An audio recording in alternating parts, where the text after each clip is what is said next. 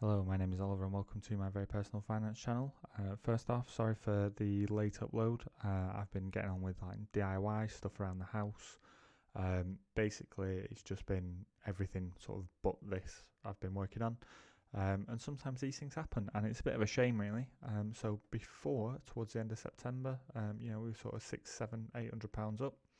And then towards the middle of October, we were sort of £600, £700, £800 down. So it's like a massive 1,000, 1,500 quid drop, which I know has bothered a lot of people in the news. It didn't really bother me because we're obviously investing for dividend income. We don't really care about what the stock market's doing.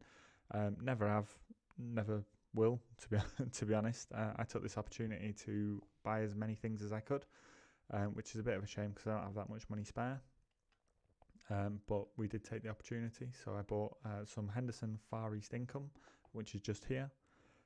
Bought 40 of those for about 100 quid, so we're sort of looking about £2.50 a share. So we're currently at £2.57, so we're not too far off. Missed the bottom by quite a way there.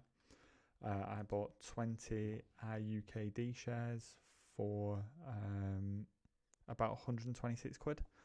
So again, that's just me picking them up as they're sort of falling down, trying to increase my position in them, bring down my average cost, which is good because we're now up sort of 13% on them, so happy with that. I bought further 25 shares of Tesco for about 50 quid, so that again was about 2 quid a share. So we caught that again just at the bottom of this dip here. Obviously it's still making its way back up.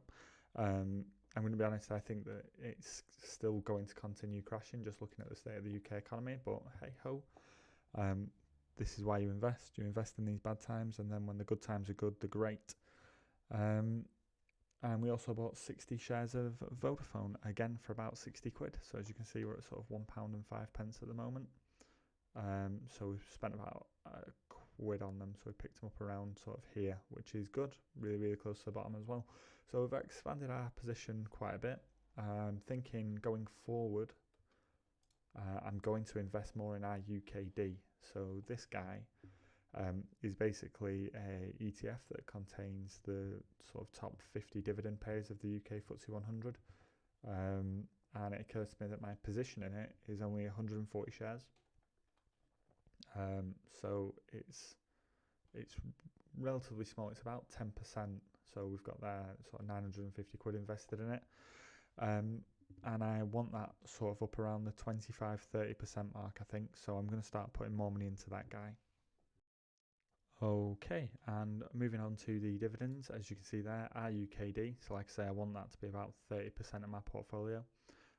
We got paid for 120 shares for a total of, let's say, 15 pence a share, which gave us a total dividend of £17.96, which is really good. GlaxoSmithKline, I've actually bought a few more of them since. I think our total position in GlaxoSmithKline is now 64 shares. But GlaxoSmithKline, they paid us 16.25 pennies per share for a total of £6.50.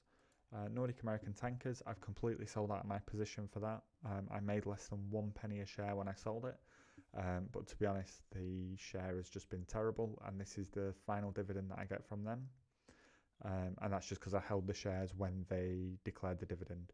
But I've got £2.44 from them, and then finally AGNC Investment, £19.36. Now AGNC Investment are our monthly dividend payers. They're doing, I want to say, really well. They're not, if I just come out of here. They're still paying us every month, which is great, but if you look, they've absolutely tanked on some economic news in the USA. There's not a lot of faith in the property market. I think people are fearing another 2008 crash, which makes sense because it's probably going to happen. But down they go. So I'm going to take this opportunity and buy a few more and just try and bring my average down, because I've been buying whilst they were booming, which was probably a bit daft, but we are where we are. So I was buying on this run here,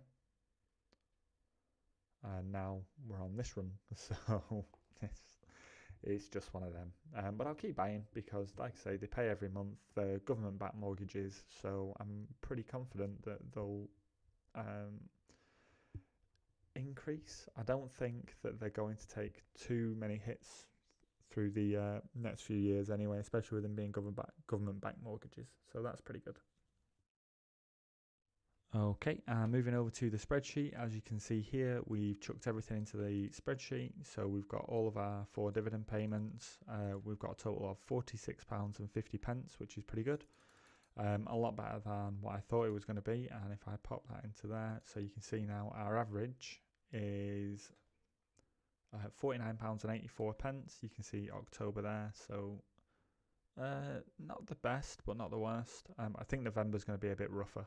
And then December should be an improvement. But this is just sort of the footprinting, just trying to figure out where we need to shore up our dividends. So obviously, over the course of the year, we can see that January, February, March, April, so the first 4 months are going to need a bit more bolstering.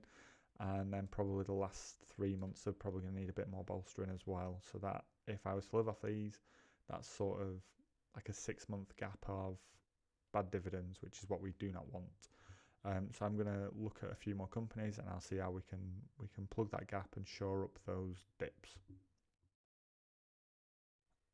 And other than that, that's pretty much everything from me. I think what I'm going to do is I'm going to go back over my finances, and I'm just going to have a bit of a tidy up of them. So I might do a couple of videos on that, because it occurs to me that I'm in a position where I'm ready to invest, and there might be a few people who are watching this who aren't. So I'll chuck a couple of maybe hints and tips videos, something along the lines to help people get control of their finances, especially going into this cost of living crisis that the UK is going to experience. I think it's going to get way worse before it gets better. But I suppose that's just one of them. And that's everything from me. Bye.